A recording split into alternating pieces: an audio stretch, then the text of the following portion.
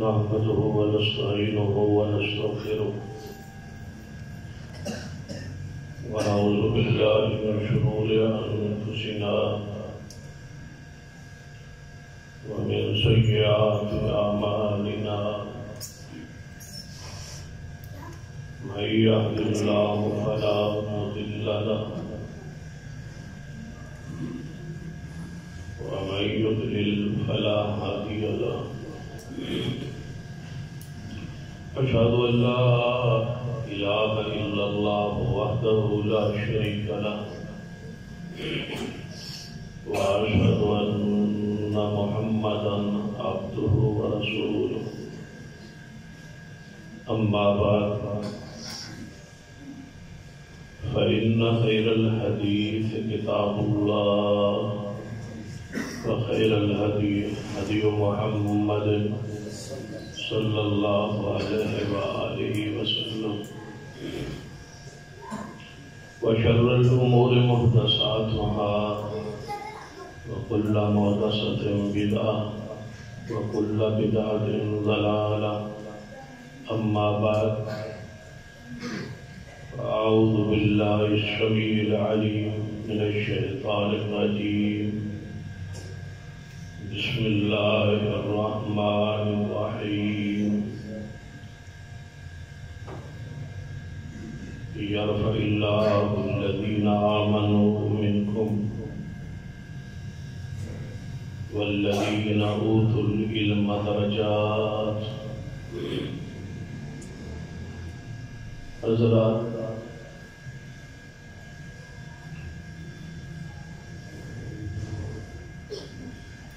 قرآن اور حدیث کے علم نوری علم کہا جاتا ہے. پھر غور فرمائیے، قرآن اور حدیث کے علم کو ہی علم کہا جاتا ہے. دنیاوی جتنے بھی علوم ہیں وہ سارے ہنر اور فنون کی حیثیت رکھتے ہیں جن کے ذریعے دنیا سواری جاتی ہے. کاروباری معاملات، تنخواہ، ملازمت، نوکری،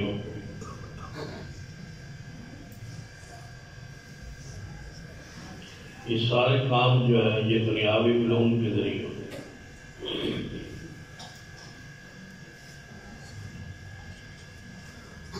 لیکن جو علم ہے وہ صرف قرآن اور حدیث کا ہے، جسے اللہ نے آسمان سے بدریہ جبریل محمد مصطفیٰ صلی اللہ علیہ وسلم کے سینہ اطہر پہ نازل کیا. یہ علم ہے.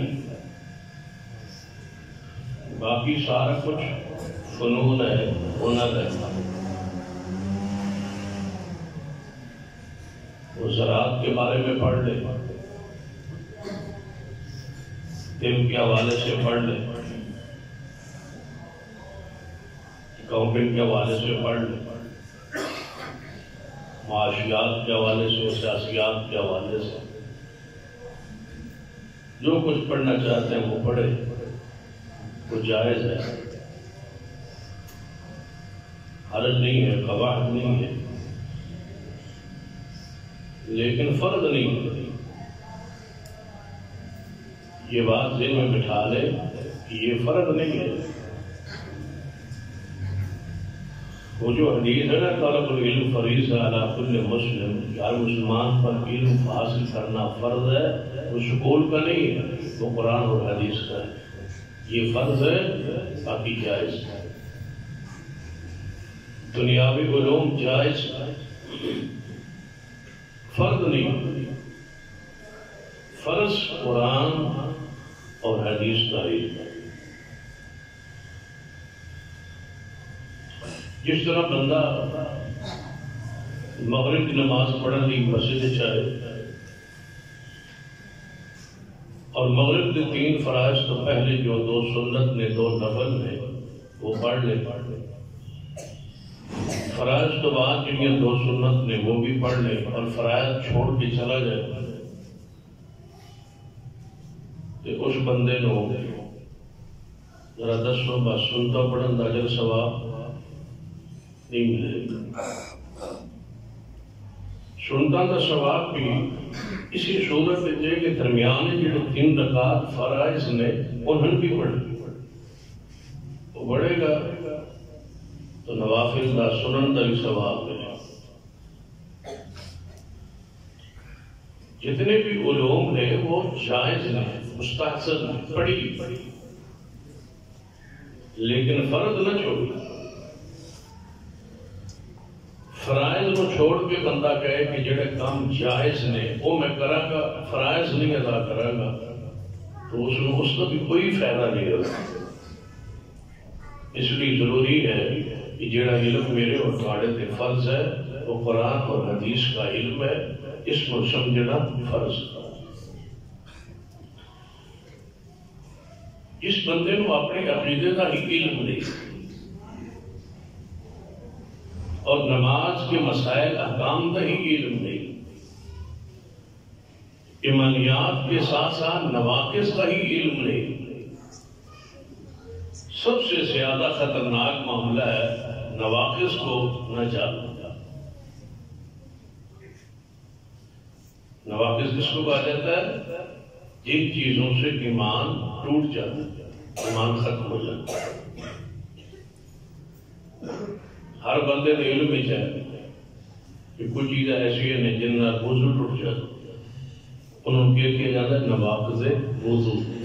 وضو توڑنے والی امور. جب تسی وضو کرتے ہو تو علم میں چاہے اگر میں سو گیا تو وضو ٹوٹ جائے, اگر حاجت پہ چلا گیا تو وضو ٹوٹ جائے. تو اسی طرح ایمان کے بھی کچھ نواقض ہیں. بندہ علم ہی نہ ہوئے کہ میرا کلمہ قائم بھی ہے یا نہیں, میرا اسلام میرا دین قائم بھی ہے یعنی کہیں ٹوٹ تو نہیں چکا. جس طرح وضو کے نواقص علم جن اسی طرح ایمان کے نواقص بھی علم ہونے چاہیے. عقیدے کا پتہ ہو, ایمانیات کا پتہ ہو. بہت ساری ایسی چیزیں جنہوں نے ایسا حاصل کرنے کی کوشش ہی نہیں کی تھی, توجہ ہی نہیں کی تھی. مثلا اس پر 20 مثالیں, یہ مثالیں پینے اور ساتھ ساتھ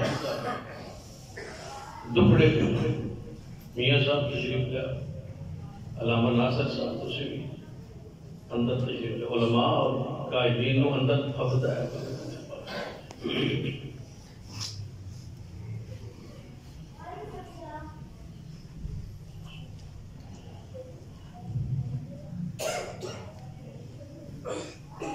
بہت ساری ایسی چیزیں ہیں جنہوں کا ذکر بطور دکھڑا بھی کیتا جا سکتا. دل جن بندے سے دکھ ہوتا ہے تکلیف ہوتی ہے وہ بھی اظہار کبھی کبھار کر لینا چاہیے.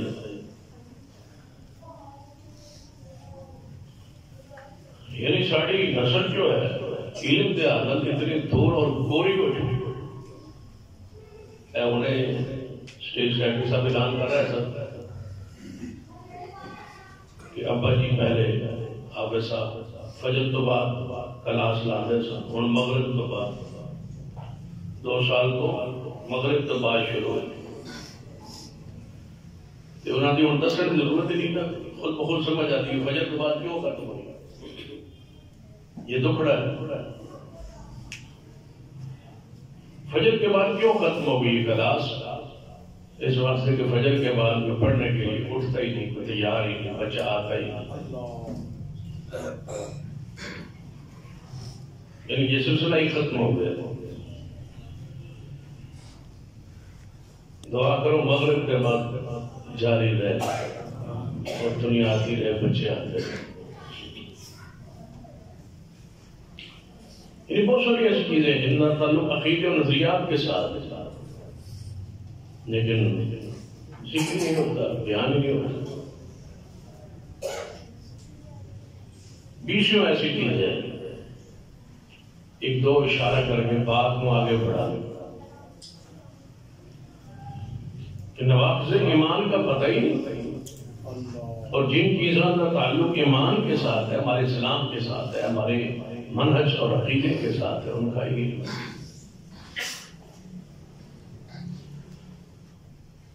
بس سروے کر لے، پوچھ لے، لوگوں سے پوچھے جا نبی علیہ السلام کے نواسے اور نواسیاں کتنی تھی؟ عام سا سوال ہے، عام سی بات ہے۔ حضور کے نواسے کے بنے نواسیاں کتنی آج پورے شہر جھلنے لوگ آج حدیث ہوں، آج سنت ہوں، کوئی ہوں، کس سے پوچھے جواب ہے ہی تو ملے گا کہ آپ کے نواسے دو ہیں، ایک حسن ہے اور دوسرے حسین ہے رضی اللہ تعالی۔ اسے آگے کچھ پتا یہ حسن و حسین کی شہرت ہر بندہ ہی جانتا ہے،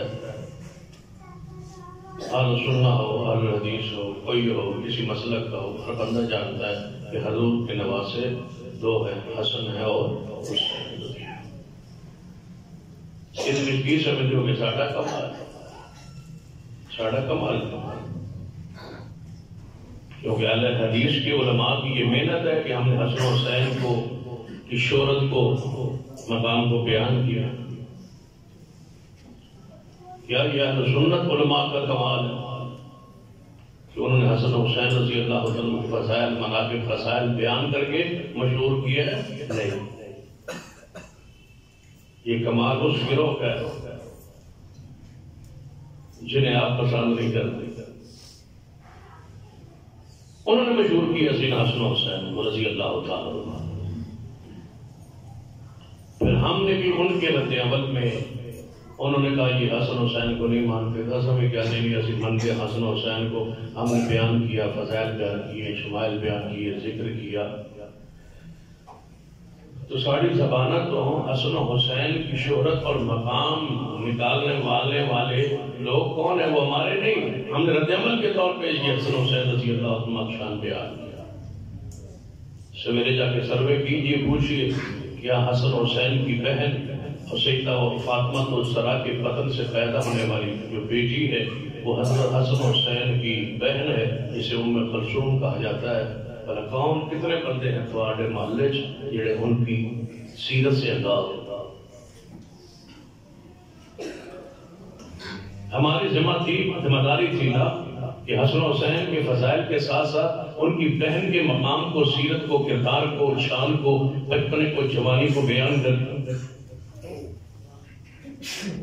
نہیں بیان کیا۔ کیوں کہ یہ بیان شہرت ان کی طرف سے نہیں آئی، انہوں نے دبایا چھپایا۔ کیوں؟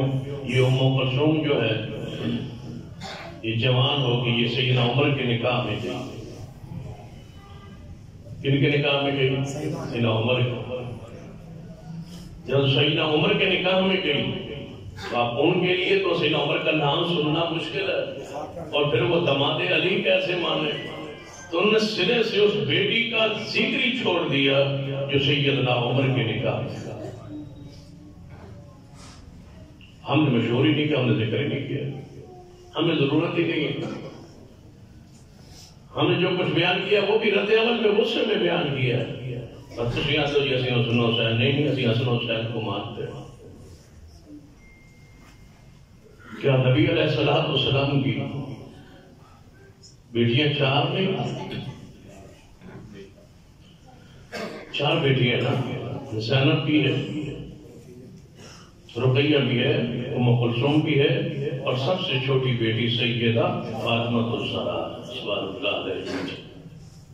ہم تسی دسو کدے کسے عالم کرو بلا امتیاز اہل سنہ اہل حدیث دے کسے خطیب کرو آج تک کسا تقریری کی بات سنی ہوئے زینب کے بابا محمد مصطفیٰ نے یہ بات کہی ہے، رقیہ کے بابا نے یہ بات کہی ہے، جیڑا بھی مولوی شروع ہوگا یہی کہے گا فاطمہ کے بابا۔ فاطمہ الزہرا کے بابا کون ہے؟ محمد مصطفیٰ صلی اللہ علیہ وسلم۔ ذرا تسی سوچو فاطمہ کے بابا وہ پہلے بنے یا زینب کے بابا وہ پہلے بنے؟ تو پہلے تو زینب تھا. تو زینب کا ذکر کیوں نہیں کیا؟ اس واسطے کہ انہیں کرنا نہیں سی تو سانو ضرورت نہیں سی. انہوں نے نہیں کیا، ہم نے بھی نہیں کیا. چاہیے تو تھا نا وہ حسن و حسین کے فضائل کو بیان کرتے، ہم بھی بیان کرتے، لیکن ساتھ ساتھ جو ہماری عقیدہ جن سے وابستہ تھا ان کا ذکر خیر اتنا ہوتا کہ اپنی جماعت کا کم از کم ہر بندہ جانتا ہوتا کہ زینب کی یہ سیرت. کیا رسول اللہ نے نہیں فرمایا کہ زینب میری افضل ترین بیٹی ہے، اسے میری وجہ سے تکلیف پہنچائی ہے؟ رسول اللہ کی حدیث. زینب کی سیرت پر بے شمار حدیث موجود ہے، ان کی خدمات اسلام پر. ایک عام سے سادہ جی مثال ہے، جب حضور نے نبی ہونے کا اعلان کیا تو عورتوں کے سب تو پہلے ایمان کون لائے؟ عورتوں میں سے سب سے پہلے کون ایمان لائے؟ خدیجہ رضی اللہ. دوسری عورت کون تھی جو ایمان لائے؟ توجہ ہے ماشاء اللہ. ہاں یہ تو اٹکل تو کا شکر لگنا نہ ہو. جس دن خدیجہ مسلمان ہوئی ہے سب سے پہلے عورتوں میں خدیجہ ہی مسلمان نہیں ہوئی. خدیجہ اپنی بیٹیوں سمیت مصطفیٰ پر ایمان لائی. رسول اللہ کی ساری بیٹیاں ساتھ، لیکن زینب رقیہ ام کلثوم کو تو جو کہ وہ مانتے نہیں ہے، انہوں نے ذکر نہیں کرنا، انہوں نے کہنا فاتحہ خدیجہ ایمان لائی ہے، خدیجہ ایمان لائی. بیٹیاں کہاں ہیں؟ زینب کہاں ہیں؟ رسول اللہ کی نبوت کے اعلان تو پہلے نکاح تو ہو چکا تھا ابو العاص کے ساتھ، جوان تھی. کب ایمان لائی؟ کون بیان کرے؟ ہم نے کرنا تھا، چھوڑ دیا. جانتے ہو زینب حضور کی جو بڑی بیٹی، اس میں انہوں نے اپنے بیٹے جب ان کو اللہ نے دیا تو اس کا نام انہوں نے علی رکھا کہ علی حضور کی چچا زاد بھائی بھی ہے اور میری چھوٹی بہن فاطمہ کا شوہر بھی. علی کا نام رکھا اپنے بیٹے، اور یہ وہ علی ہیں جس کو کندھوں پہ حضور نے چڑھا کے بیت اللہ کے اندر سے بتوں کو گرایا تھا. کندھوں پہ چڑھا دیا تو میرے کندھوں پہ چڑھ جاؤ، اوپر سے بتوں کو گراؤ. یہ فتح مکہ والے دن حضور کے ساتھ سوار تھا. نواز کون ہے جو بیان کر؟ لیکن وہ علی علی کا ذکر ہے نا، تو انہوں نے ساری وہ روایتوں کو جوڑ دی ہے کس کے ساتھ؟ شیر خدا محبوب خدا سیدنا علی رضی اللہ عنہ. جب علی کا ذکر ہوتا ہے تو ہمارا تصور جائے گا اندر ہے کہ سارے صحابہ جو ایک کوئی صحابی ہے جس کا نام علی، اور تو علی ہے ہی کوئی ہے. علی حضور کا نواسہ بھی، یا اس طرح سمجھ لے کہ حسن و حسین رضی اللہ تعالیٰ عنہ نبی علیہ السلام کی چھوٹی عمر میں پیار اور عقیدت میں کندھے پہ سوار ہوئے اور حضور نے کرایا. پھر اپنے بڑے نواسے علی کو جہاد کے لیے بتوں کو گرانے کے لیے محبوب نے خود اپنے کندھوں کو نیچے کیا اور علی کو فرما کر کندھوں پہ چڑھ کے بیت اللہ کے اندر بت جو تصویریں مٹا دو اے علی رضی اللہ تعالی. اور وہ علی حضور کا نواسا ہے. حضور کی ایک نواسی امامہ بھی. اب کون ذکر کرے؟ یہ امامہ جو ہے بڑی ہونے کے بعد ان کا نکاح پتہ کیسے ہوا ہے؟ سیدنا علی سے نکاح ہوا. علی دو داماد رسول ہے، نواسی بھی حضور کی علی کے نکاح میں ہے اور بیٹی بھی رسول اللہ کی فاطمہ علی کے نکاح میں. فاطمہ نے خود کہا تھا اے علی جب میں دنیا سے چلی جاؤں میری طبیعت اس طرح بدلا رہے گی، زندگی وفا نہیں کرے گی، میرے بچوں کے لیے میری بھانجی امامہ سے نکاح کر لینا تاکہ میرے بچوں کی سنبھال اور پرورش صحیح کر سکے. امامہ نکاح میں رہی حضرت علی رضی اللہ. پھر حضرت علی رضی اللہ تعالیٰ نے خود انہیں فرمایا تھا جب دنیا سے آپ گئے تو آپ نے انہیں فرمایا تھا کہ ماما آپ نے اگر دوسرا میرے جانے کے بعد نکاح کرنا ہوا تو تعین کر دیا تھا فلاں سے نکاح کرنا. تو سیدنا امامہ رضی اللہ تعالیٰ عنہ یہ حضور کی وہ نمازی ہے جسے بارے صحیح بخاری کی حدیث ہے کہ نبی علیہ السلام نماز پڑھ رہا تھا تو امامہ اور سویرے کرو گا سر جس بندے کو پوچھو کہ حضور نماز پڑھتے ہوں گے کون اوپر چڑھ جاتے ہیں سب کون کہیں گے حسن و حسین. اہل سنت اہل حدیث شیعہ سنی کوئی بندہ ہے اہل حدیث سنی یاد ہے کہ حسن و حسین اوپر سوار ہو جاتے ہیں اور حضور سجدہ لمبا کرتا ہے. کوئی شک نہیں حق کے سچ کے صحیح لیکن یہ تو کمال نہیں مشہور کر جن کا کمال ہے ان کو خراج تحسین پیش کرو یہ انہوں نے مشہور کیا ہے. تمہارے پاس جو حدیث صحیح بخاری موجود تھی ہم تو اس کو بھی مشہور نہیں کر پائے کہ حضور کی نواسی ہے زینب کی بیٹی ہے امامہ ہے رضی اللہ تعالی عنہ. ذرا اس طرح سمجھ لیں کہ نبی پاک سجدے اور سجدہ بھی آخری رکعت کا آخری سجدہ ہے. نماز دی آخری رکعت کا آخری سجدہ ہے. حسن و حسین اوپر آ گئے اور حضور کے اوپر چڑھ گئے. آپ نے سجدہ لمبا فرما دیا حتیٰ کہ وہ دونوں اوپر سے ہٹے. پھر رسول اللہ صلی اللہ علیہ وسلم مبارک اٹھایا تشہد میں بیٹھ گئے اور سلام کیا. حضور نے بلایا نہیں, حضور نے خود حسن و حسین کو اٹھایا نہیں, نہ بلایا نہ ہی اٹھایا اور نہ ہی اپنے اوپر چڑھایا اور سوار کیا نماز میں. حضرت حسن و حسین خود تشریف لائے, خود سوار ہوئے. جس طرح بچے اپنے نانا سے اپنے باپ سے محبت کرتے ہیں وہ اوپر چڑھ گئے. حضور نے سجدہ لمبا کر. یہ واقعہ ایک مرتبہ پیش آیا, آخری رکعت کی آخری سجدہ اب خود چڑھے. لیکن یہاں تو الٹ ہے, بالکل معاملہ ہی عجیب ہے کہ سیدہ امامہ حضور پہلی رکعت میں کھڑے اور قیام میں کھڑے اور سامنے نواسی آ گئی. حضور قیام میں جا نبی علیہ السلام نے قیام کے اندر جھک کے نیچے ہو کے اب خود سیدہ امامہ کو اٹھایا اور سینے سے لگا کے پوری رکعت کو مکمل کرتے رہے اور قرآن پڑھتے رہے. سبحان اللہ. جب اس کو مجھول تو ہم نے کرنا تھا نا جن کا ایمان ہے امامہ پر. ہمیں اپنا ایمان یاد تو پتا ہے نہ واقع ایمان کا پتا. پھر نبی علیہ السلام نے رکوع جان لگے انہوں نے نیچے بٹھایا, پھر اوپر اٹھے دو سجدے کر کے دوسری رکعت نہیں اٹھ کے آئے تو پھر ساتھ ہی اٹھا کے لے آئے. پھر تشہد میں بیٹھے رہے تو حضور کی گود میں بیٹھے ہوئے. تیسری رکعت کے لیے اٹھے حضور نے پھر ساتھ ہی اٹھا دیا. چاروں رکعت حضور نے اپنی نواسی کو اٹھا کے سینے سے لگا کے پڑھائی ہے. بتاؤ یہ رسول اللہ کی محبت کی کتنی عمدہ مثال. لیکن یہ سیدہ امامہ ہے رضی اللہ تعالیٰ.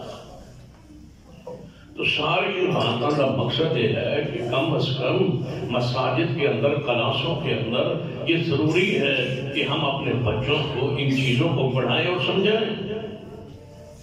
10-12 سال کا جو راسدیوں کا بچہ ہے وہ آپ کو بڑے بڑے بندوں کو بولنے نہیں دیتا. وہ اپنے مغالطے باقی فرق کو جانتا ہے. وہ فاطمہ الزہرا کا آنا جانتا ہے, واپس جانا جانتا ہے, رونا جانتا ہے. پتہ کیا کہ اس کو پڑھا اور سمجھا دیا جاتا ہے. ایک ایک اشارے میں ایک جملے میں کنائے اور اشارے میں وہ جملے کہہ جاتا ہے کہ اللہ کی پناہ.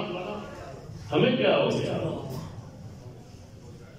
ہمیں کلاس کا استاد مضبوط استاد ہونا چاہیے جو عقیدے سے آگاہ ہوگا, نواقض ایمان سے آگاہ ہوگا, اپنے امتیازی عقائد و مسائل سے آگاہ ہوگا. بچوں کے ذہنوں میں وہ توحید, وہ سنت, وہ چیزیں ساری ڈال دے.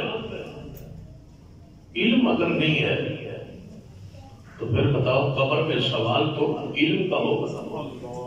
ایمان رب کو کمل نبی جو کمالین اور بندہ کہا میں نہیں جانتا تو فرشتے کہیں گے تو جانتے ہی نہیں ہے.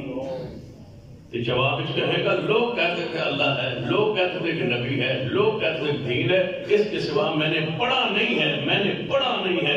فرشتے کہیں گے جس کو یہ دنیا میں رہ کے پڑھا نہیں ہے نا اس کو لیے جہنم کا بستر ملا. جہالت گناہ ہے, جہالت عیب ہے. جہالت نقص ہے. میں جی انپڑھ ہاں تو بھائی انپڑھ کیوں؟ میں نے حیرانگی انپڑھ بندے تھے جڑا آتا ہے خود آتا ہے میں انپڑھ ہے. تو کیوں انپڑھ ہے؟ مثلا ایک بندہ پہلی صف کی نماز پڑھائے ذرا توجہ نہ سننا کیونکہ درس ہے عام تقریر میرا نبی صاحب سنا دیتی ہوں میں صرف درس سنوں. توجہ. ایک بندہ پہلی صف کا نمازی وہ قرآن نہیں پڑھا ہوا. نماز وہ کتنے سال کا ہے؟ 32 33 40 سال کا وہ مسجد کا نمازی ہے. 10 یا 20 سال کا وہ نمازی ہے. مجھے بتاؤ اس نے قرآن کیوں نہیں پڑھا؟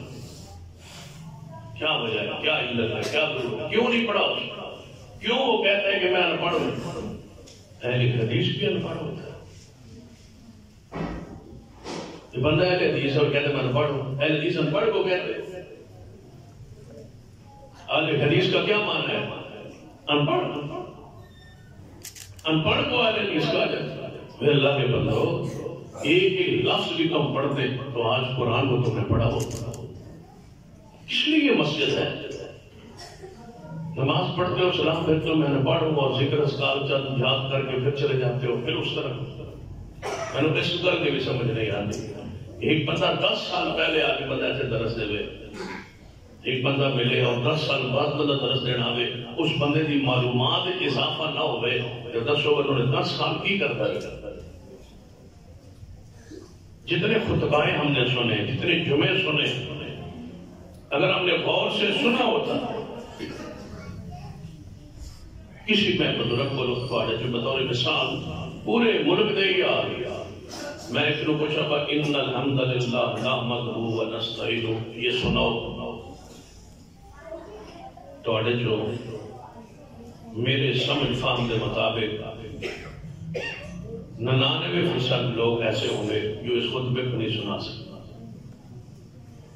تو میں نے دسو ہر جمعے یہ خطیب خطبہ پڑھتا ہے. یہ ہے گل سمجھ نہیں ہے. ذرا آؤ پھر مالک والی وہ حدیث سنو جو صحیح مسلم میں جو فرماتا ہے حضور نے جنازہ پڑھایا تو جنازے میں جو نہ پڑھے اللہ مغفر لہ ورحمہ وعافہ واعف عنہ میں حضور کو سن کے جنازے وچ ہی یاد کر دوں کہ میں کیا کاش جنازہ میرا ہوتا. سنو 50 سال ہو گیا خطبہ جمعہ سننے سے ان الحمدللہ نحمدہ و نستعینہ خطبہ یاد نہیں ہوا. ہر جمعے پر حالتان کا حدیث الغاشیہ یاد نہیں ہوتی. ہر جمعے کے اندر سب اسم رب کلالہ یاد نہیں ہوتی. توجہ ہو تو یاد ہو. اتنا بےشعور انسان جتنے ہم دین سے شریعت سے عقائد سے نظریات سے دور ہو گئے. اللہ کی پناہ مانگیے اپنے دل و دماغ سے ان تخیلات کو نکال کے دین کو نماز کو دین کو قرآن کو حدیث کو وقت دیجیے. آنے والی نسل میں انتہائی معاملہ خطرناک نظر آ رہا سمجھ جائے.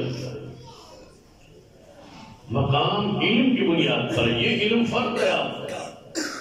فَعْلَمْ أَنَّهُ لَا إِلَهَ إِلَّا اللَّهِ اس آیت کے تحت فرض ہے آپ پر کہ توحید کا علم حاصل کرو. امام بخاری نے باب باندھا ہے قول سے پہلے عمل سے پہلے علم ضروری. علم نہیں ہے بلکہ ایک عالم تو بڑی پیاری بات لکھی ہے کہ قرآن پاک میں شکاری کتے کا ذکر تو جو ہے شکاری کتے کا ذکر. عام کتا اور شکاری کتے میں فرق ہوتا ہے. عام کتا انپڑھ کتا ہوتا ہے جڑا شکاری ہوتا ہے وہ سیکھا ہوا کتا ہوتا ہے. ان دونوں کی شکار کرنے میں قرآن نے فرق رکھا ہے کہ عام کتا جس کو نہیں سکھایا گیا وہ شکار پکڑ لے تو حرام ہے اور اگر سیکھا ہوا کتا شکار کر کے آئے اور روک لے شکار وہ تمہاری حلال ہے. اس لیے کہ ہم پڑھ اور پڑھے لکھے میں تمہیں فرق محسوس ہے. شریعت نے تو کتے کا بھی فرق رکھا ہے یہ سیکھا ہوا ہے اور یہ نہیں سیکھا ہوا. هل يستوي الذين يعلمون والذين لا يعلمون قرآن کہتا ہے جاننے والے اور نہ جاننے والے کیا برابر ہو سکتے ہیں؟ یرفع اللہ الذین آمنوا منکم والذین اوتوا العلم درجات، اللہ بلند کرتا ہے تم میں سے ان لوگوں کو جو ایمان میں کامل ہو اور جو علم میں کامل ہو۔ درجات علم کی بنیاد۔ ساڑھا عقیدہ کہ سرور کائنات جناب محمد صلی اللہ علیہ وسلم تو بعد سب سے بڑی شخصیت سیدنا ابو بکر صدیق رضی اللہ عنہ۔ اس کی وجہ کیا ہے؟ اس کی وجہ صرف ایک ہے، سیدنا صدیق کے پاس اتنا علم تھا اتنا اور علم کسی کے پاس۔ سیدنا عمر فرماتے ہیں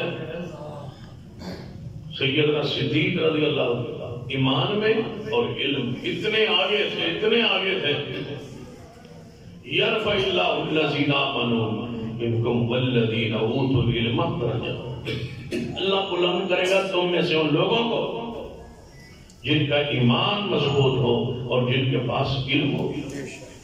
صدیق کو یہ درجہ ویسے نہیں ملا، یہ درجہ سیدنا صدیق رضی اللہ تعالیٰ عنہ کو علم کی بنیاد پہ نصیب ہوا۔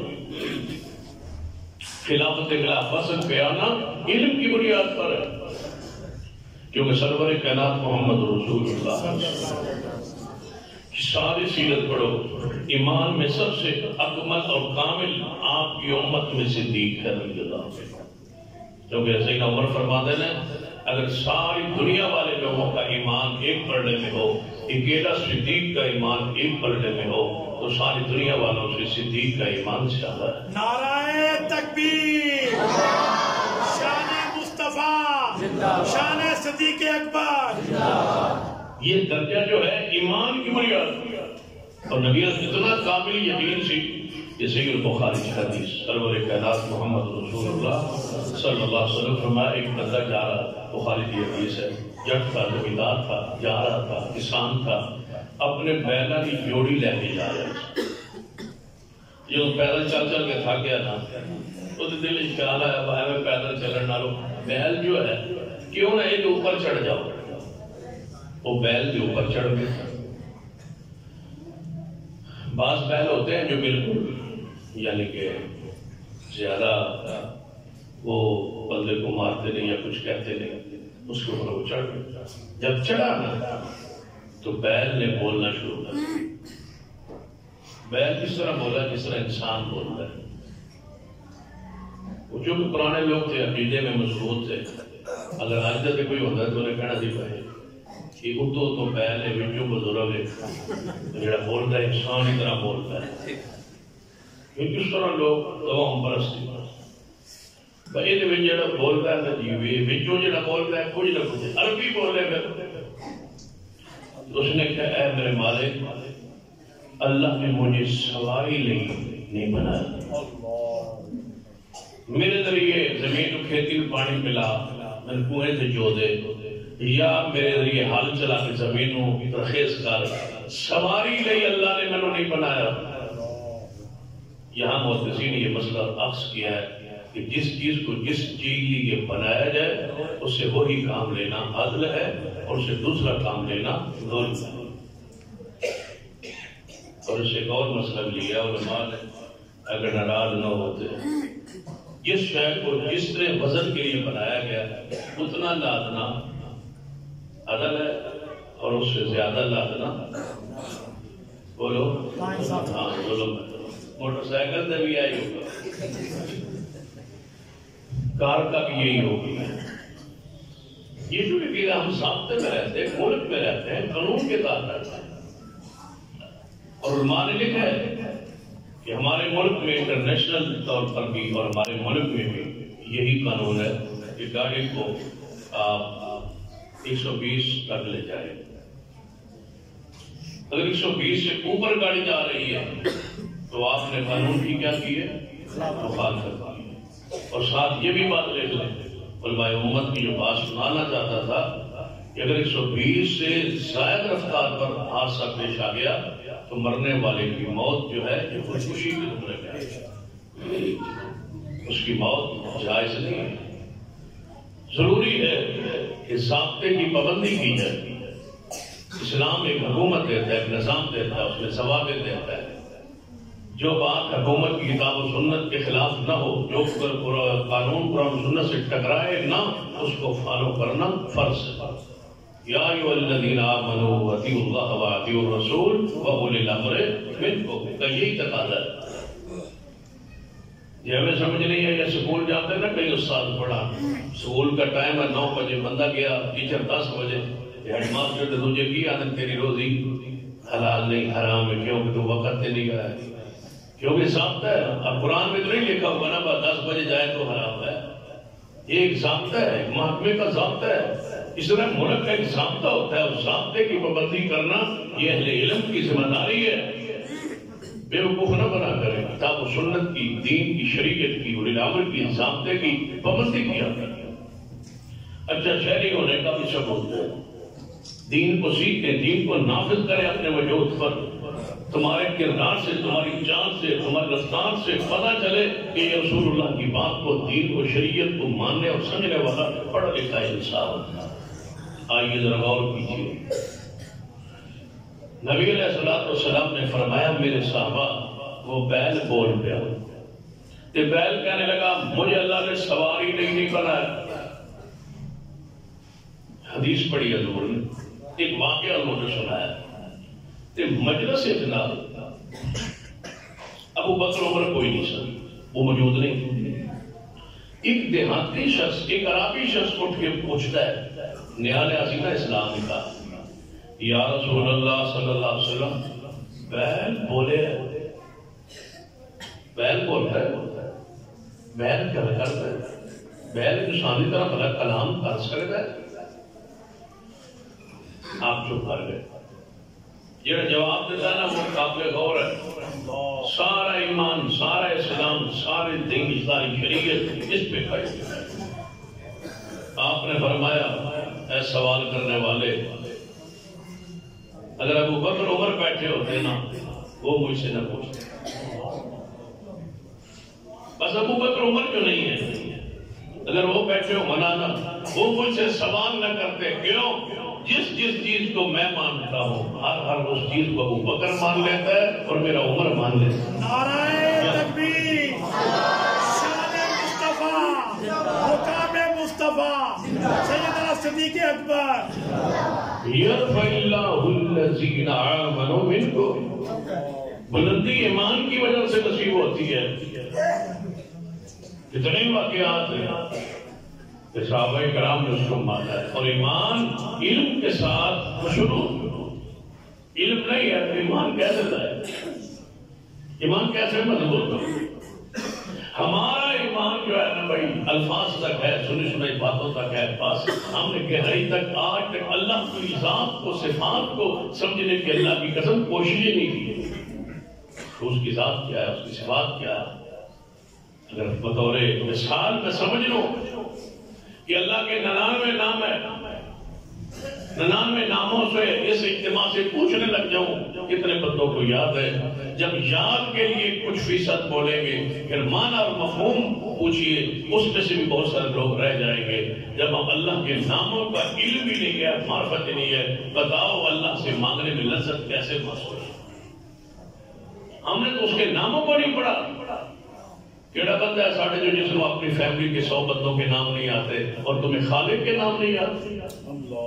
جس نے بنایا ہے تمہیں، جو دنیا میں لایا ہے تمہیں، جو تمہارا رازق ہے، بندے اس کا نام یاد نہیں رکھتا جس کے ساتھ واسطہ نہ پڑھ رہا ہو. پتہ ہے ایک دن اس کے سامنے کھڑا بھی ہوگا. ہماری زندگی، آخرت، موت سب کچھ اس کی ذات کے سامنے ہے.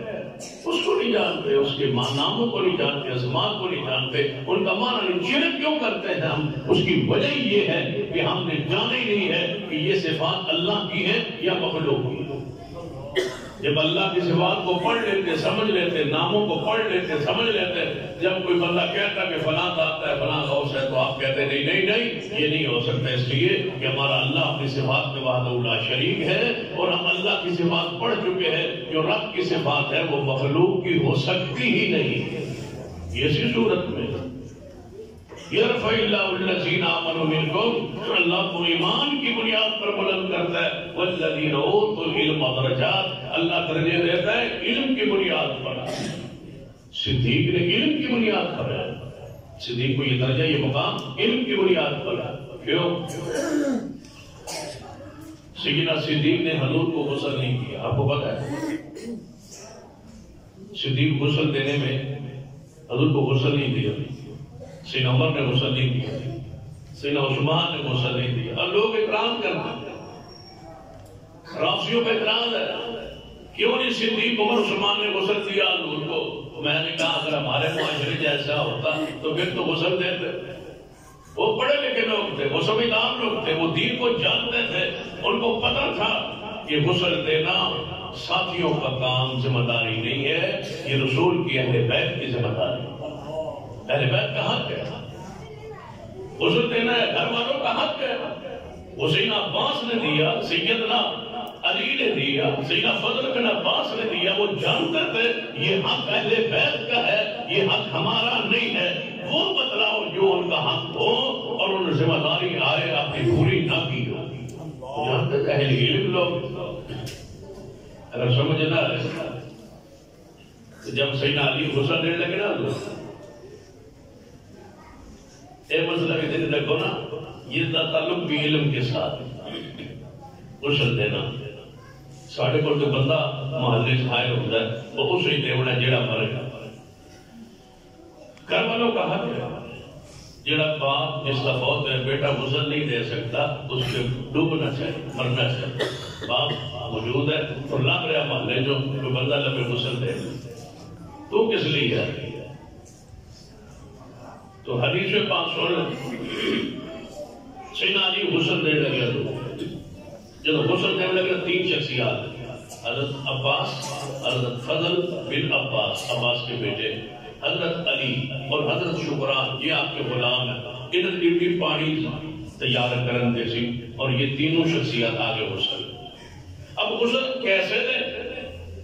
عام میت لئی تو حکم ہے نا تو دے کپڑے اتار دو, اس کے سطر پر کپڑا ڈال دو, غسل شروع کر دو.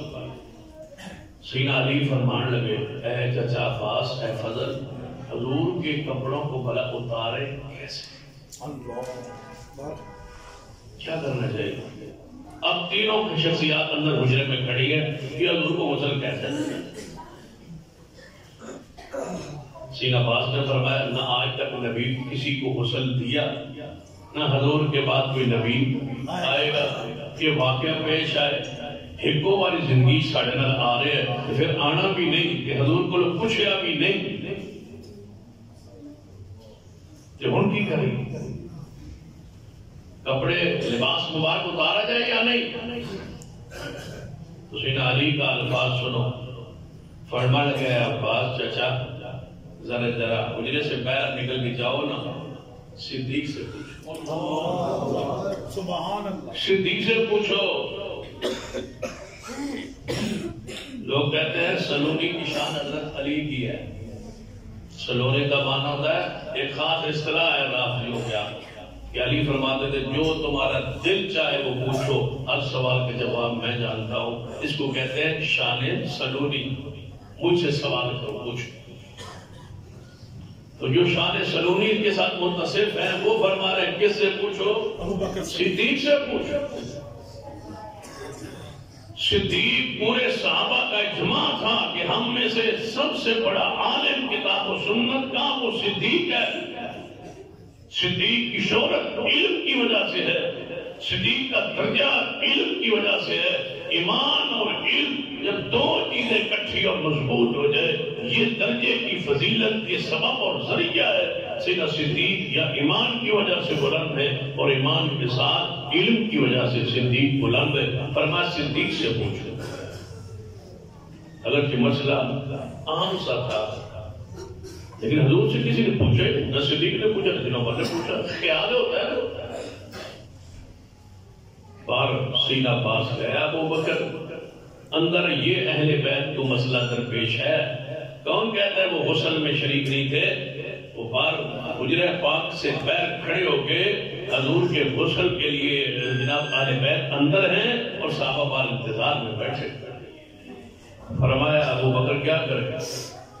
سیدنا ابو بکر فرمایا ہم نے تو پوچھے نہیں، جیسے آپ ہیں ویسے ہم نے نہیں پوچھا۔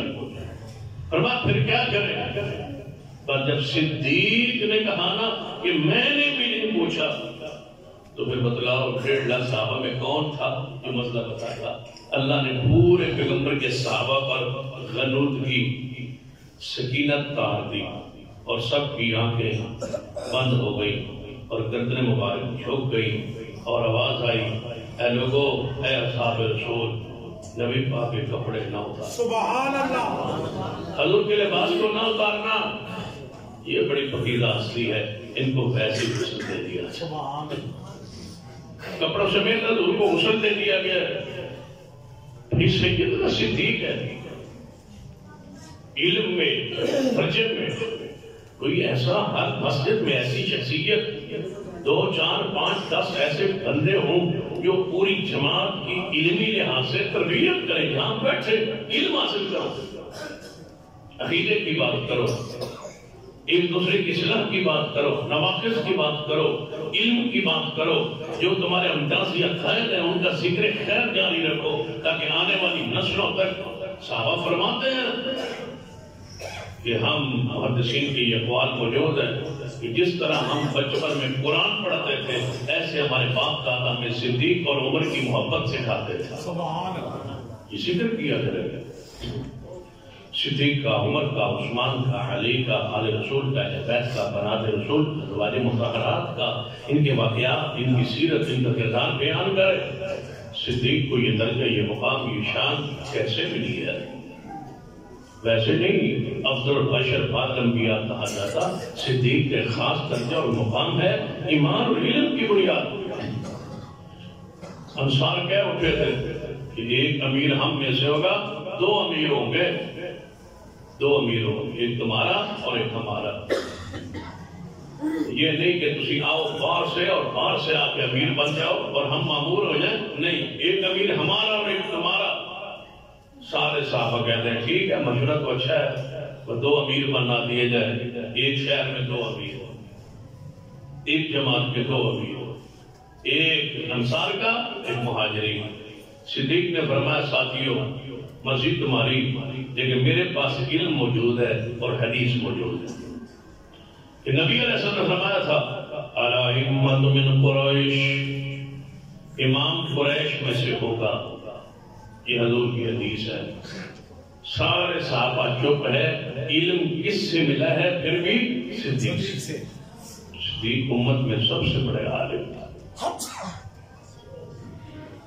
سرور کائنات محمد رسول اللہ صلی اللہ علیہ وسلم کے پاس جب صدیق خلافت بلا فضل پہ آئے نا، جب فرمایا نا ائمہ میں سے، قریش میں سے امام ہوگا، تو سینہ اوپر آگے بڑھے، فرمایا ابو بکر قریش میں سے عزت والا سب سے زیادہ بھی آپ ہیں اور علم میں لحاظ سے بھی سب سے زیادہ علم والے بھی آپ ہیں، پھر میں عمر آگے ہاتھ بڑھاتا ہوں اور آپ کے ہاتھ پہ بیعت کا اعلان کرتا ہوں۔ 2 بنی، ایمان اور علم، یہ 2 بجائے فضیلت ہے۔ علم حاصل کیجیے، کتنی افسوس کی بات ہے، ایک مسلمان ہو اور قرآن نہ پڑھا ہو، ایک مسلمان ہو اور قرآن کو سادہ نہ پڑھ سکتا ہو، ایک مسلمان ہو اور قرآن کا ترجمہ اور معنی اور مفہوم ہی نہ جانتا ہو۔ کم از کم قرآن اللہ کی کتاب ہے یار، کبھی باپ کا دوست کا میسج آئے تو سمجھے بغیر انگریزی میں آ جائے تو دوسرے کو کہتے ہو یہ بتاؤ یہ کیا لکھا ہوا ہے۔ اگر تمہاری زبان میں قرآن نہیں ہے، عربی زبان رسول اللہ کی زبان میں آیا ہے، آج تک تمہارے گھروں میں موجود ہے، کیا تم روزانہ ایک آیت کو سمجھتے تو آج آپ قرآن کے عالم ہوتے۔ جانو، پہچانو اس قرآن کو، کلاس کو غنیمت جانو، اور یاد رکھنا حدیث میں ہے قیامت سے پہلے ایک وقت آئے گا، دنیا سوئے گی، سویرے اٹھیں گے تو پورا سینہ قرآن سے خالی ہوگا، اللہ اٹھا لے گا قرآن۔ کسی کے سینے میں قرآن محفوظ نہیں رہتا، اللہ ایسے برے وقت سے پہلے ہمیں ایمان کی حالت میں دنیا سے اٹھا لے، ایسا وقت ہم نہ دیکھیں کہ قرآن ہمارے سینوں سے اٹھا لیا جائے. یہ وقت آنے والا ہے، اس وقت سے پہلے قرآن کی تعلیم کو، کلاس کو اپنے محلے اور اپنے علاقے اور اپنی مسجد میں غنیمت جانو اور ان لوگوں کی قدر کرو جو معمولی وظیفے پر بیٹھ کے خیرکم من تعلم القرآن وعلمہ کی ذمہ داری کو پورا کر رہے ہیں. اور محمد مصطفیٰ کی زبان سے بشارت ملی ہے کہ تم زمانے کے بہترین لوگ، تمہارا جیسا رب کی زمین پر کوئی بندہ نہیں ہے. خیرکم، جس کو حضور خیر کہیں علامہ وہ کیسے ہو سکتا ہے وہ خیر پر نہ ہو. تو حضرت صدیق رضی اللہ تعالی اللہ نے علم کے طرف مضبوطی بخشی تھی کہ جب خلافت کے میدان میں منصب مقام پہ آئے نا تو آپ نے لشکر پہلی دن تیاری شروع کی. آپ نے فرمایا جو بندے مانعین زکوٰۃ ہیں ان کے خلاف جہاد. باقی نماز لگی وقت ہے 7:30. اچھا ہاں بڑی نیت من سمجھ آتے نہیں جو سنی. فرمایا مانعین زکوٰۃ جنہوں نے زکوٰۃ روک لی ہے ان کے خلاف جہاد. یہ جو مانعین زکوٰۃ تھے ان کا استدلال تھا کہ زکوٰۃ ہم حکومت کو نہیں دیں، خود دیں گے لیکن حکومت کو نہیں دیں گے. اور یہ استدلال آج تک کے گروہ میں قائم ہے. کیوں لبنا تو صاحب ہے وہ گوڑ گروہ کے جو کہتا ہے کہ ہم حکومت کو زکوٰۃ نہیں دیں گے. اگر وہ فارم فل کر دیں بینک میں ان کی طرف زکوٰۃ نہیں کاٹی جاتی. کیوں؟ اس لیے ان کا موقف ہے کہ ہم زکوٰۃ اپنے مذہب پہ خرچ کرنی ہے، دوسرے کو نہیں دیں گے. زکوٰۃ ہماری ہو لے جائیں سنی، یہ کیسے ہو سکتا ہے؟ ہم اپنی ساری زکوٰۃ انہوں نے اپنے اس مذہبی مسلکی حق کو اس وقت کی ضیاء کی حکومت سے منوایا تھا اور انہوں نے طے کر دیا تھا. یہ ہوتا ہے اپنے مسلک کی غیرت اور اہمیت. انہوں نے منوا لیا تھا کہ جو ہمارے مسلک کا ہوگا اس کی زکوٰۃ نہیں کاٹی جائے. ہم اپنے مذہب پر خرچ کریں گے، اپنی آزاداری پہ خرچ کریں گے. اصل صرف اتنا بڑا کو بیٹا کی تھی وہ زکوٰۃ مانتے نہیں، وہ زکوٰۃ مانتے نہیں، وہ زکوٰۃ دیتے نہیں، وہ دیتے. اور ایک بات بھی لکھ لو ہم سے زیادہ وہ زکوٰۃ دینے میں آگے. تو ان غلط فہمی ہے کہ آسی زکوٰۃ بہت دیتے ہیں، وہ زکوٰۃ بھی دیتے ہیں. ان کے مدد کا دوسرا صدقہ خیرات جس کو ہو سکتا ہے وہ خمس ہے. پورے گھر میں جو چیز ہے اس کا 5واں حصہ نکالتے ہیں. وہ زکوٰۃ الگ، خمس الگ. آپ سے وہ دگنا دیتے ہیں. اسی واسطے کہ تمہاری ساری مساجد کا خرچ ایک طرف پورے سال کا اور ان کا 10 محرم کا خرچہ ایک طرف وہاں سے پورا ہوتا ہے. وہ خمس سے آٹے کا خمس، چینی کا خمس، چاولوں کا خمس، سارا خمس امام برگاہ میں اکٹھا ہوتا ہے اور وہ سادات کی ماتم پر، عزاداری پر، امام برگاہوں پر خرچ ہوتا ہے.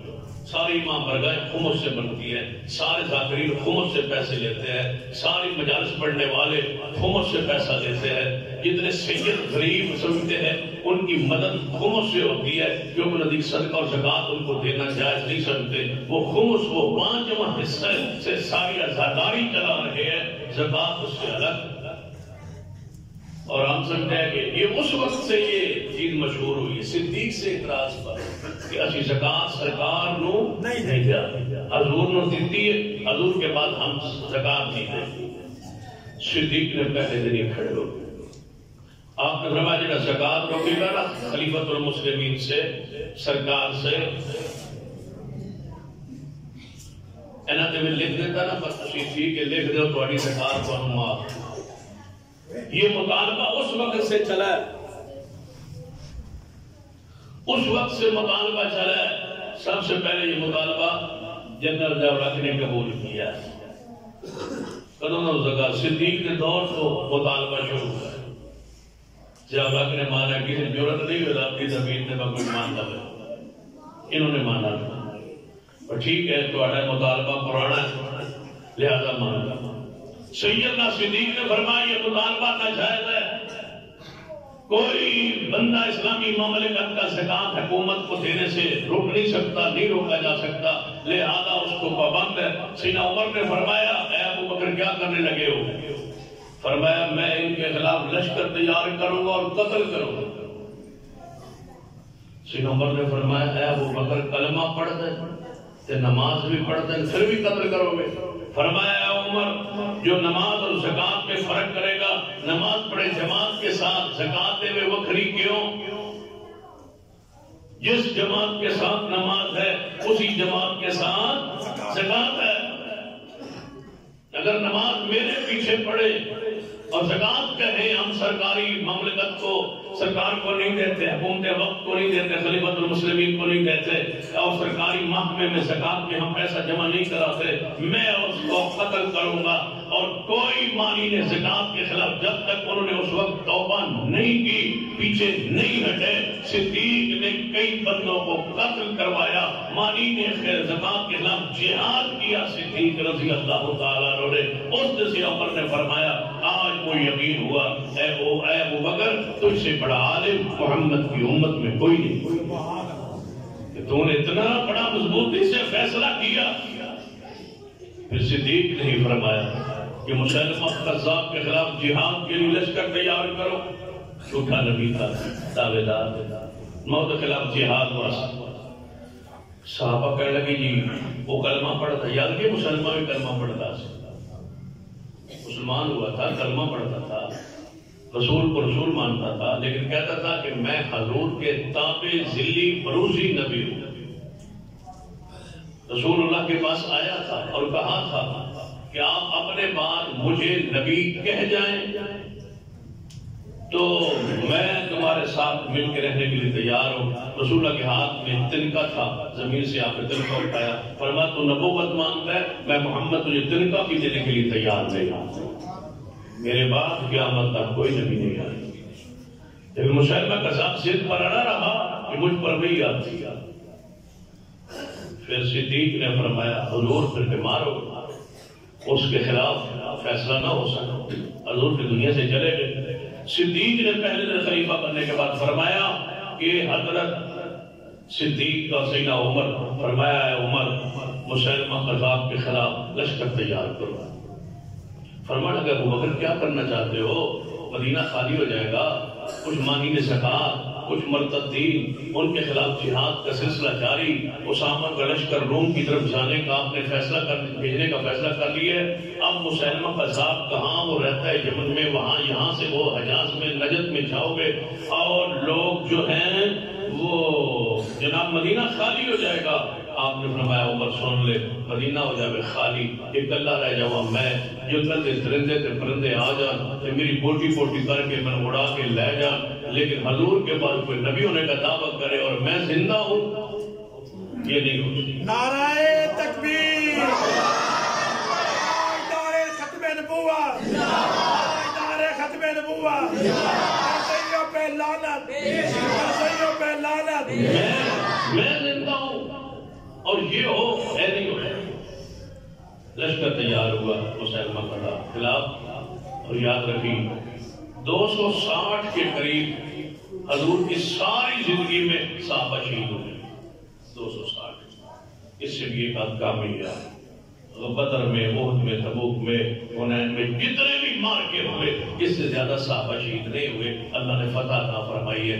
لیکن یہ جنگ یمامہ جو ہے جھوٹے نبی کے خلاف ہوئی ہے، اس میں 1200 صحابہ شہید، جس میں 300 قرآن کے حافظ تھے، اور انہوں نے مسلمہ قذاب کو قتل کیا۔ یہ کوئی عام قسم کے کافر نہیں، اسی سمجھا کہ بھائی ہلکے بندے بالکل ساڑھی طرح نماز پڑھ دیتے، روزے رکھ دیتے، بالکل انہوں نے یہ بات نکاح۔ یاد رکھیے یہ عام لوگ نہیں۔ سیدنا صدیق نے فرمایا لشکر تیار ہو رہا ہے، آپ نے فرمایا میرے ساتھیوں تسی جا رہے ہو مسلمہ قذاب کے خلاف جہاد کرن، انہوں قتل کرن، وہ نسل نو قتل کرن، لیکن کچھ مسائل سن لو، کچھ احکامات صدیق کے امیر المومنین سن لو۔ فرمایا بتاؤ، فرمایا یہ عام کافر نہیں جو یہودیوں کے ساتھ یا عیسائیوں کے ساتھ جنگ ہوتی ہے تو تسی جانتے ہو انہوں نے بوڑھے نو نہیں مارنا، یہ کام ہے، بوڑھے نو کچھ نہیں کہنا، بچے نو کچھ نہیں کہنا، عورتوں نو کچھ نہیں کہنا، بندے جڑے نہ لڑن انہوں نے کچھ نہیں کہنا، قیدی بنا لینا ہے، عورتیں لوڑیے بنا لینا ہے، لے آنا ہے مال انہوں کا جڑا غنیمت نو اکٹھا کر کے لے آنا ہے، یہ سارے ضابطے ہوتے ہیں کافروں کے ساتھ جہاد کے۔ لیکن یہاں کیا ہے، سیدنا صدیق نے فرمایا سن لو، ان مسلمہ قذاب کو مارنا، اس کے ماننے والوں کو مارنا، انہوں نے اگر قوم میں کوئی بوڑھے ہو انہوں نے بھی مارنا، کوئی بچے ہو انہوں نے بھی ذبح کرنا، عورتوں لوڑیاں بنا کے نہ لانا، اتنی خبیث عورتوں وہی قتل کر دینا، فصلوں کو اجاڑ دینا ہے، مکانوں اٹھا دینا ہے، تے درختوں کٹ دینا۔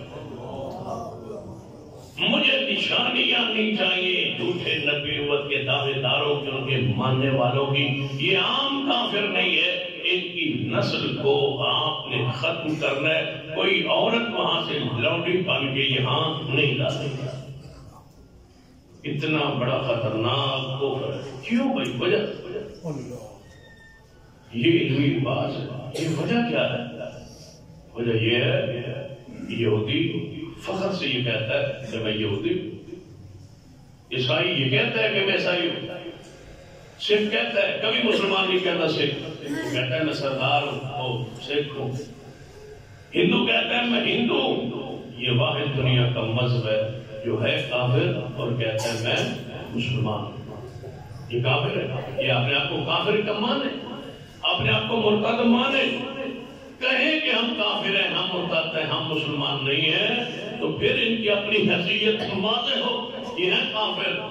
اسی لیے تو ایک بڑی اہم بات اپنے ذہن میں رکھے، ایک بندہ اللہ کو وحدہ لا شریک مانتا ہے، محمد مصطفیٰ کو اللہ کا رسول مانتا ہے، قرآن کو آخری کتاب مانتا ہے، اور قرآن پاک کو اللہ کی کتاب مانتا ہے، اور فرشتوں کو مانتا ہے، آخرت کو مانتا ہے، سارے ایمانیات کو مانتا ہے، تب بھی مسلمان نہیں ہے جب تک محمد مصطفیٰ کو آخری رسول نہ سمجھے۔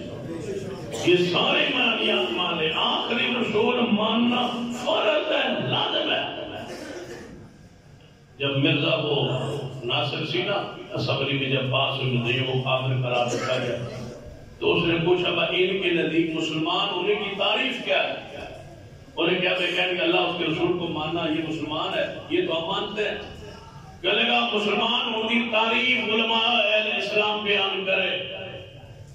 علماء اسلام جو وہاں اسمبلی میں موجود تھے انہوں نے کہا اللہ کو ایک مانے، محمد کو آخری نبی مانے، یہ دو چیزیں مان لے تو مسلمان ہے، یہ دو چیزیں نہ مانے، جو مرضی مانتا ہے وہ مسلمان نہیں ہو سکتا۔ صدیق علم میں اتنے مضبوط تھے، اتنے مضبوط علم میں کسی نے ابو بکر رضی اللہ تعالی کبھی بھی ایسا نہیں کیا کہ صدیق کے دروازے پہ مسئلہ پوچھنے کے لیے حضور نے کیا فرمایا؟ ایک عورت نے مسئلہ پوچھا تھا، حضور نے فرمایا بعد میں آنا، تو کہتی ہے بعد میں ہوں اور آپ نہ ہوں، تو فرمایا صدیق ہوگا نا، اگر میں نہ ہوا تو صدیق ہوگا۔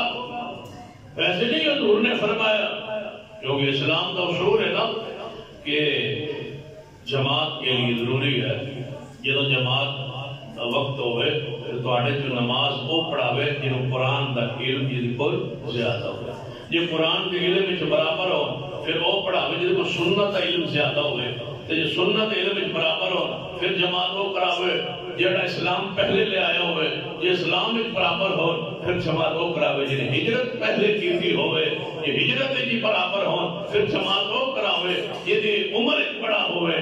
یہ 5 شرائط حدیث میں آتی ہے۔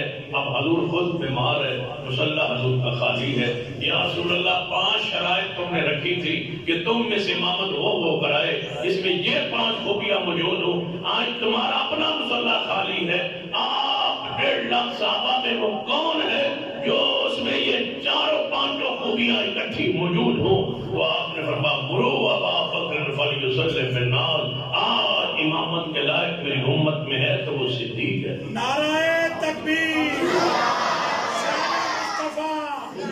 جس کے پاس قرآن کا علم بھی زیادہ ہے، سنت کا علم بھی زیادہ ہے، ہجرت میں بھی پہلے، اسلام میں بھی پہلے، عمر میں بھی یہ چاروں خوبیاں صدیق میں ایک ہی وقت میں موجود ہے۔ بلکہ آپ حیران ہو گئے، ابو داؤد کی ایک حدیث ہے، اس حدیث کو جب تک اس واقعے کے ساتھ نہ جوڑا جائے تو سمجھ ہی نہیں آتی کہ شان صدیق ہے کیا۔ ایک دفعہ حضور بیمار ہوئے، یہ واقعہ جڑا نا مرو ابو بکر کو جماعت کرا ہے، یہ الگ واقعہ ہے، یہ آخری بیماری کا ہے۔ جڑا میں اس وقت بیان کر رہا ہوں یہ ابو داؤد کی حدیث ہے، یہ حضور کی پہلے بیماری کا ہے۔ کئی مرتبہ حضور بیمار ہوئے اور جماعت کے لیے نہیں آ سکے۔ ایک دفعہ حضور بیمار تھے، طبیعت ناساز تھی، نہ آ سکے تو آپ نے صحابہ کو پیغام بھیجا کہ آپ میرے حجرے میں آ جائیں، یہی محبوب جماعت کرا۔ تو صحابہ حجرہ مصطفی میں چلے گئے، حضور نے بیٹھ کے نماز پڑھائی، امامت بیٹھ کے کروائی اور صحابہ نے بھی پیچھے بیٹھ کے نماز پڑھائی۔ آپ نے بیٹھ جائے، صحابہ بیٹھ گئے، آپ نماز شروع کر دی اور سنت یہ بنا دی جب امام بیمار ہو بیٹھ کے جماعت کروا سکتا ہے، اور جب وہ بیٹھ کے کروائے تو پھر وہ مقتدی بھی بیٹھ جانے چاہیے۔ لیکن بعد میں جب حضور نے آخری نماز پڑھائی نا مسجد میں تو آپ بیمار تھے، آپ بیٹھے اور صحابہ کو فرمایا تم کھڑے رہو، تم کھڑے ہو کے میرے پیچھے نماز پڑھو۔ تو پہلا عمل منسوخ ٹھہرا، اور یہ عمل آپ قیامت تک قائم ہے کہ جب امام بیمار ہو کے بیٹھ کے نماز شروع کر دے تو مقتدی پیچھے بیٹھے کے نہیں بلکہ کھڑے ہو کے نماز پڑھیں گے۔ یہ سنت قائم، پہلی سنت حضور نے خود اپنے آخری عمل سے منسوخ فرما۔ ایک دفعہ پہلے بیمار تھا، حضور نہ آ سکے، سیدھا بلال فرمانے میں گیا جا دروازہ کھڑا، اور یہ سنت ہے، یہ بھی ذہن میں رکھے۔ ہمارے ہاں اخلاقی بحران ہے، اسی کدوں جڑے امام رکھے ہوئے نا جماعت اگر لیٹ ہو جائے نا 2-4 منٹ اسی تانگ بڑے اوکے ہو جائے، این بابے کہیں ہوتے ہیں، کیونکہ ہر مسجد ایک بابا ہوتا ہے جس کو ساری جماعت تانگ ہوتی، ضرور تھوڑے کول بھی ہونا تو ساڈے کول بھی ہے، یعنی سارے نمازی پریشان ہو، بابا بڑا سخت ہوتا ہے، پوری ساری نظر جڑا مولوی تے ہوندی ہے، جی تھوڑے کول کوئی ہوے تو میں حیران نہ ہو، وہ نظر ساری مولوی تے ہوندی، باویں اپنے نوں گھروں سارا نہ ملے دوجی واری، تے او دا غصہ مولوی دا گھڑی جڑی ہے سوئی تے چڑھ گئی ہے، مولوی مسلے تے کیوں نہیں چڑھیا، سارے واقعی پھر امام ہو گئے، جڑا کہ آ جائے پھر وہی جماعت شروع کر دیندا ہے۔ جب امام 2-4 منٹ لیٹ ہو جائے، امام کو چاہیے وقت پر آئے، امام کی ذمہ داری، لیکن کبھی اگر تاخیر ہو جائے اور باہر نکلے اور جماعت انتظار میں بیٹھی ہو تو مجھے بتاؤ امام کی عزت کتنی ہوگی اور امام کے دل سے دعا کتنی ہوگی۔ یہ بھی روحانی مسئلہ ہے، یہ ہے تصوف کا تو انہوں سمجھ نہیں آتی، یہ ایک روحانی مسئلہ ہے، تزکیہ کا مسئلہ ہے، یہ ہر میرے اور تمہارے واسطے گل نہیں، یہ وہ یزکیہم کے درجات جب چڑھے گا بندہ اس وقت یہاں پہنچتا ہے کہ بندے میں برداشت ہو، دوسری کی عزت احترام ہو، بندے کو پتا ہو کہ بدترین سود یہ ہے کسی مسلمان کی حقیر جاننا، سب سے بدترین سود حضور نے قرار دیا ہے کسی مسلمان کو حقیر جاننا، پھر عالم کی توہین۔ امام حسن بصری فرمایا کرتے تھے ہر بندے دوسرے کا مسلمان کا گوشت غیبت کرنا گوشت کھانا ہے، لیکن نام فرمایا کہ کسی کی غیبت کرو گے نا تو ہو سکتا بچ جاؤ، کیونکہ نہ دے گوشت مٹھاس بھی ہوتی ہے۔ نال فرماتا ہے عالم کا گوشت زہریلا ہوتا ہے، زہریلا، فرمایا اس کو کھاؤ گے غیبت کرو گے تو بچ نہیں سکو، ذلیل ہو جاؤ، کیونکہ حضور نے ان کو خیر حکم کہا ہے اور تم ان کو ذلیل کرنے کی کوشش کرو گے، کنتم خیر امہ اخرجت للناس تأمرون بالمعروف وتنہون عن المنکر، اس سے مراد تو یہی لوگ ہیں نا، تو لہذا احتیاط کیا کرے گا۔ نبی علیہ سنت یہ ہے اذان دینے کے بعد مؤذن جا کے دروازہ کھٹکھٹاتا ہے امام کا، سنت رہی ہے، حضور سے بڑا پابند کون تھا، لیکن پھر بھی بلال جاتے یا رسول اللہ صحابہ تشریف لے آئے، آؤ نماز کے لیے آؤ۔ اذان کا وقت مقرر ہوتا ہے، یاد رکھنا جماعت کا وقت امام کے آنے پر ہوتا ہے۔ یہ ہمارے ہاں الٹی چیز چلتی ہے، ہمارا جو کہ یہ برصغیر ہے پاکستان ہندوستان ایسے کام ہر الٹ ہے۔ جمعہ کا کتنے بجے ختم ہوتا ہے؟ 1:30 بجے۔ جمعہ کتنے بجے ختم ہوتا ہے؟ 1:30 بجے۔ تو آپ نے ٹائم کٹا لگے 1:30 لے کے، ہماری مسجد میں یہی ہے، آپ کی مسجد میں بھی یہی ہے، لیکن اصول کیا ہے؟ اصول یہ ہے کہ جب شروع ہوتا ہے وہ وقت لکھا ہے، یہ 12:30 بجے شروع ہوتا ہے وہ جمعے کے شروع کا وقت وہ لکھ دیں 12:30 بجے۔ اب ختم کب ہوگا جب ممبر کا وارث چاہے، یہ اس کی مرضی پر ہے۔ اب اس کی مرضی کیا ہے؟ اس کو چاہیے کہ بوڑھوں کا، مسافروں کا، بچوں کا، بیماروں کا، عورتوں کا، ساروں کا وہ امام ہے، ان کے حقوق کا خیال رکھے۔ یہ عالم کو چاہیے کہ ان کا اختصار جتنا کر سکتا ہے وہ کرے۔ لیکن یہاں الٹی بات ہے، اذان کا وقت سعودی عرب میں چلے جائے، یہ سب کیا گئے ہیں پورے علاقے میں، دیکھا ہے کہ وہاں اذان کا وقت مقرر ہے، بس نماز کا وقت، جماعت کا وقت نہیں۔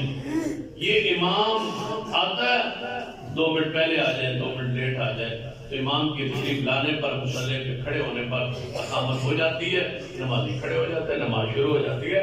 انتظار کرنا سنت ہے۔ بلال آئے، یا رسول اللہ صلی اللہ علیہ وسلم، صحابہ آئے، آپ نے فرمایا بلال میری طبیعت ناساز ہے، میرے سے نہیں آیا جا سکے گا، صحابہ کو کہہ دو جماعت کرا دے، کسی صحابی کو کہہ دو، صحابہ کو کہہ دو جماعت کرا دے۔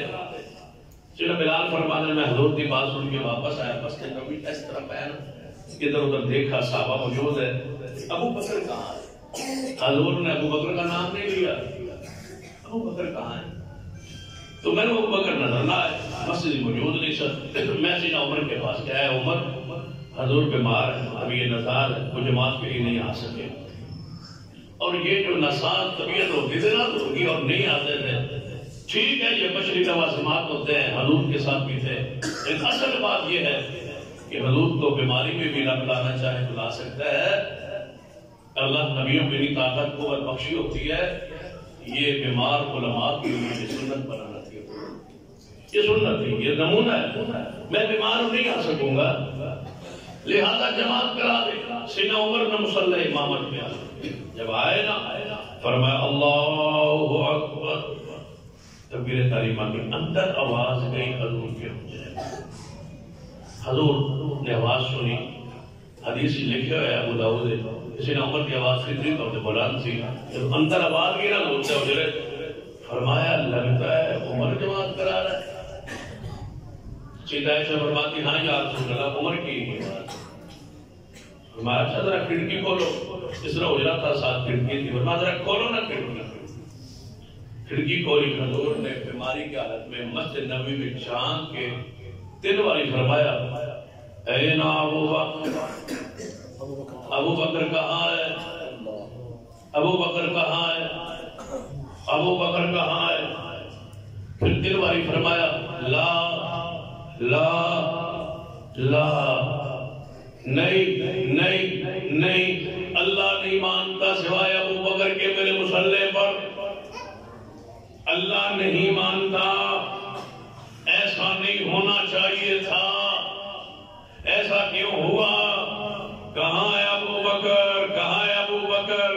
اللہ نہیں مانتا میرے مصلی پہ سوائے ابو بکر کے، ابو بکر کہاں ہے؟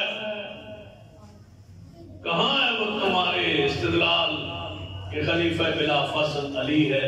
اللہ کی قسم سارے کیسے کہانیاں گھڑی ہوئی ہے، رب کی زمین پہ نبیوں کے پاس صدیق سے بڑا انسان کوئی نہیں۔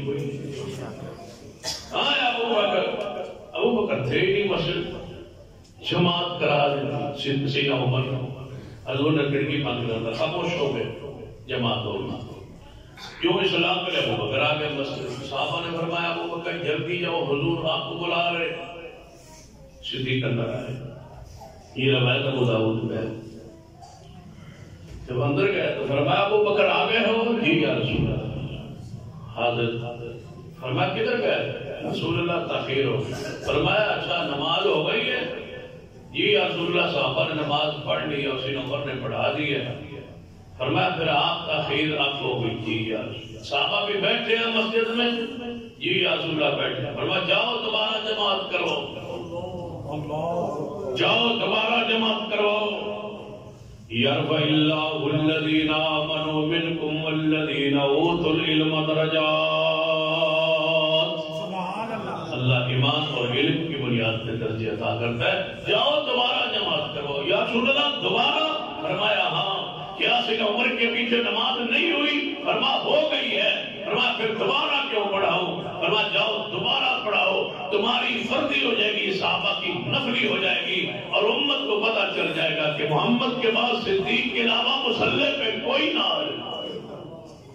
یہ سبق دینا چاہتا ہوں، یہ درس دینا چاہتا ہوں کہ میرے بعد مصلی تیرا، اور اللہ کا امر دیکھو، حضور کئی باری بیمار تھے اور کئی باری حضور مدینے میں نہیں تھے۔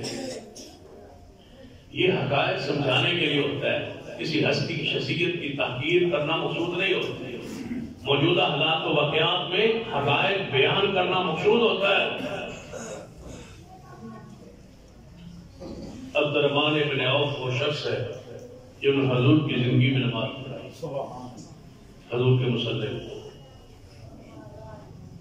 سیدنا عمر وہ ہیں جنہوں نے نماز پڑھائی، صدیق ہیں انہوں نے نماز پڑھائی۔ حضور تبوک میں گئے، عبداللہ بن ام مکتوم نے جماعت کروائی، تقریباً 1 ماہ حضور کے مصلی پر نبینا۔ اللہ کا امر، اللہ کا فیصلہ، ذالک فضل اللہ یؤتی من یشاء، جس کو وہ چاہے وہ فضیلت یا مقام درجہ عطا کرے۔ شیر خدا محبوب خدا سیدنا علی رضی اللہ تعالی عنہ شان، مقام، عزت، عظمت، محبت کے باوجود کبھی حضور کی زندگی میں مصلی رسول پہ کبھی نماز پڑھانے کا شیر خدا کو اتفاق نہیں ہوا۔ اگر نماز پڑھاتے، آج لوگ ہمیں کہتے ہیں خلیفہ بلا فصل کی دلیل سے سیدنا علی کے لیے ہوتی، اللہ کا امر دیکھو، رب نے اس مصلی پہ صدیق کے علاوہ کسی کو آنے نہیں دیا۔ اور ایک بہترین موقع بھی تھا، تبوک کے سفر میں صدیق ساتھ تھے، عمر ساتھ تھے، عثمان ساتھ تھے، سارے صحابہ 32,000 کے قریب صحابہ چلے گئے تھے تبوک میں۔ مدینہ خالی تھا، خالی تھا، یا معذور صحابہ تھے، یا بیمار صحابہ تھے، یا اہل بیت کے معاملات کا خیال رکھنے نہیں، حضور کے گھروں کا خیال اور رکھوالی نہیں۔ شیر خدا علی پاک کو حضور چھوڑ گئے تھے کہ آپ نے نہیں آنا، تو چاہیے تھا جب ابو بکر بھی مدینے میں نہیں، عمر بھی نہیں، عثمان بھی نہیں، جوان صحابہ نے، حضور فرما جاتے کہ جب تک میں نہیں آؤں گا صدیق عمر عثمان نہیں آئیں گے۔ تو شیر خدا جو کہ مدینے میں ہے، اور جتنے صحابہ اس وقت تبوک کے سفر میں حضور کے ساتھ چلے گئے، باقی جو مدینے میں رہ گئے، ان میں شان میں مقام میں سیدنا علی سب سے بلند تھے۔ علی جماعت کروائے، لیکن حضور نے فرمایا علی تم نے نماز پیچھے پڑھنی ہے اور نبینا صحابی میرا جماعت کروائے گا۔ واپسی تک نماز آپ نہیں پڑھائے گی، نماز عبداللہ بن ام مکتوم کروائے گا۔ کیوں نبینا کو بنا گئے؟ وہ مفضول ہے، علی افضل ہے۔ ایک تو مسئلہ یہ ثابت ہوا کہ شان میں افضل نماز پیچھے پڑھ سکتے مفضول کے پیچھے۔ دوسری بات، اللہ نے اس مصلی پہ نمبر ہی کس کا لکھا تھا؟ صدیق کا۔ کیوں؟ اس لیے کہ علم میں اور ایمان میں صدیق سے بڑھ کر اور کوئی نہیں۔ آخری بات، سیدنا صدیق رضی اللہ عنہ، سیدہ فاطمہ الزہرا آپ کے پاس آئی، بخاری کے حدیث، اے ابو بکر، میں رسول اللہ کی بیٹی فاطمہ الزہرا، حضور کی جو وراثت ہے یہ تقسیم نہیں ہوگی، حضور کی 9 ازواج مطہرات ہیں، ان کو بھی حصہ ملنا چاہیے، اور میرا جو حصہ بیٹی کی حیثیت سے بنتا ہے وہ مجھے ملنا چاہیے۔ صدیق نے فرمایا کہ اے فاطمہ، رسول اللہ کی حدیث ہے، علم پھر صدیق سے ملا۔ فرمایا حدیث ہے کہ نبی علیہ السلام نے فرمایا ہم انبیاء کی جماعت جو ہم چھوڑ جائیں وہ صدقہ ہوتا ہے، نبیوں کی وراثت آگے مال کی نہیں چلتی۔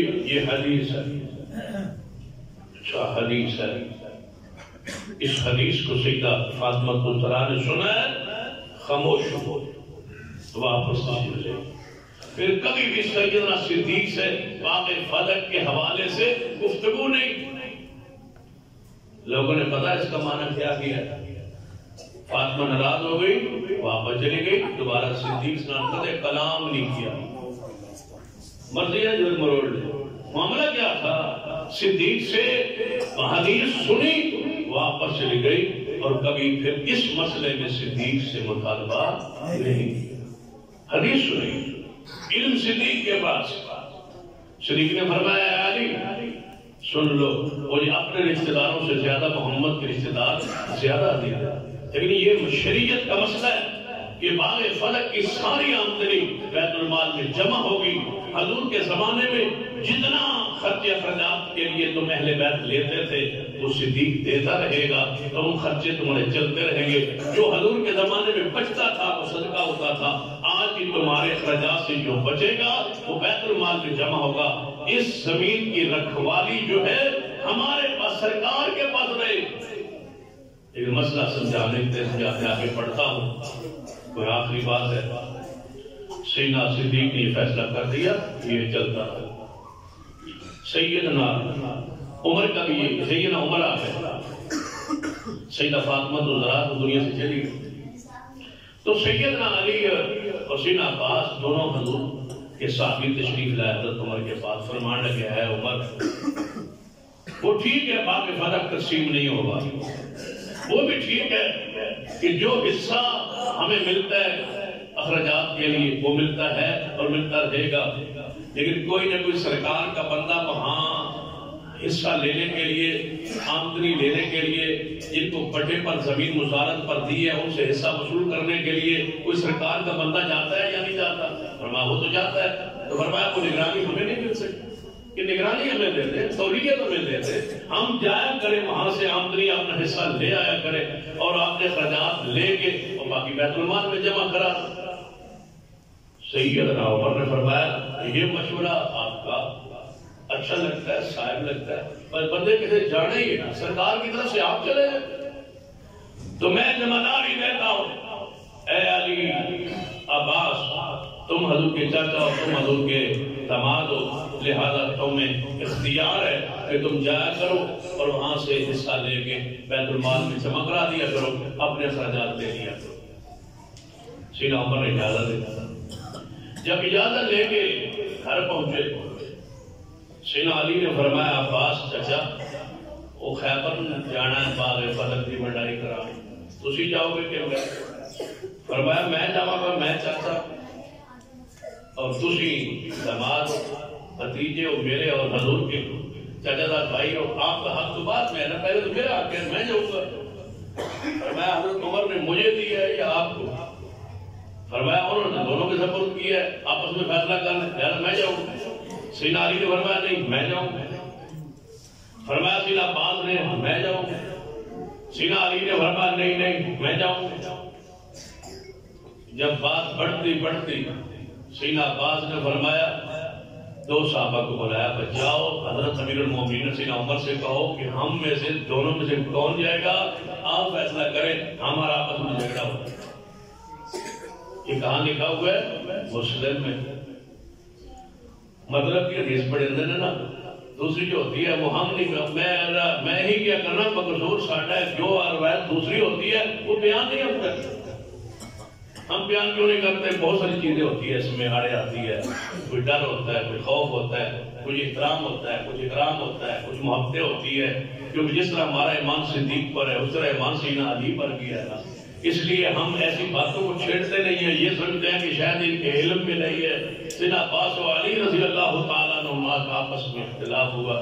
جب سیدنا عثمان اور دو صحابہ اور آئے سیدنا عمر کے پاس کہ یہ جھگڑا ہوا ہے، آپ نے سنا ہے سیدنا علی کو آپ نے اور عباس کو ذمہ پاس ڈالا ہے، وہ خیبر وہ فتح، اب وہ آپس میں جھگڑ رہے ہیں.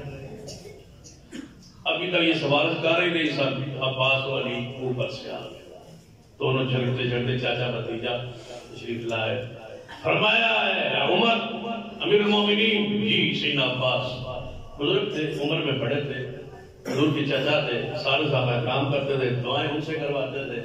فرمایا بتاؤ، کیونکہ پیروں کا خاص مقام تو ہوتا ہے، رب العالمین ہے.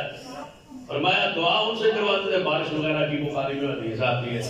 فرمایا عباس، فرمایا امیر المومنین یہ سیدنا علی یہ کہتے ہیں اور میں یہ کہتا ہوں، اب فیصلہ کریں.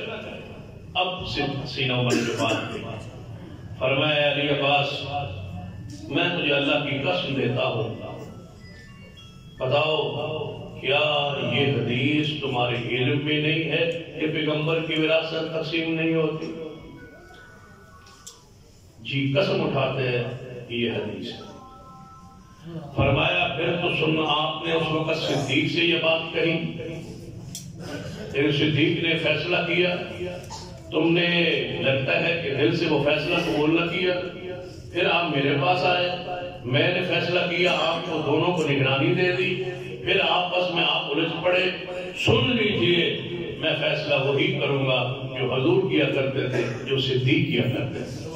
آج کے بعد یہ پھر سرکاری نگرانی اور تولیت میں رہے گی زمین، جو آمدن آئے گی وہ ہم سرکار بندے بھیجیں گے اور وہ آئے گی، اس سے آپ کے اخراجات چلیں گے۔